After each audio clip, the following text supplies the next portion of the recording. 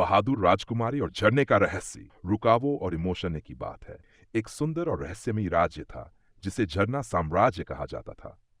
ये राज्य बादलों के बीच ऊंचे ऊंचे पहाड़ों से घिरा हुआ था और एक विशाल झरने के किनारे बसा था। लोग मानते थे कि वह झरना जादुई था जो राज्य की रक्षा करता था। इस राज्य में रहती थी राजकुमारी एलिना। वह राजा एरोन की सबसे बड़ी संतान थी। उसे छोटी दो बहनें। एलिना सुंदर ही नहीं, बुद्धिमान और साहसी भी थी। उसके पिता ने उसे तलवार चलाना और राजकाज दोनों सिखाया था। एक दिन राजा एरोन एक दूर देश के सम्राट से व्यापार और शांति की बात करने चले गए और उनके जाते ही उत्तर दिशा का क्रूर राजा अपने विशाल सैन्य दल के साथ झरना साम्राज्य पर हमला कर देता है। महल में अफरा तफरी मच जाती है। सभी दरबारी घबरा जाते हैं, लेकिन राजकुमारी एलिना ने हार नहीं मानी। वह डरी नहीं, बल्कि पूरे साहस के साथ खड़ी होकर बोली, जब तक इस धरती की बेटी जिंदा है, कोई भी दुश्मन हमारे राज्य को नहीं छू सकता। वह अपनी तलवार उठाकर सैनिकों के साथ युद्ध के मैदान में उतर गई। वह इतनी कुशल थी कि उसकी तलवार बिजली की तरह चलती थी। सैनिकों में नया जोश भर गया, लेकिन दुश्मन बहुत शक्तिशाली था। युद्ध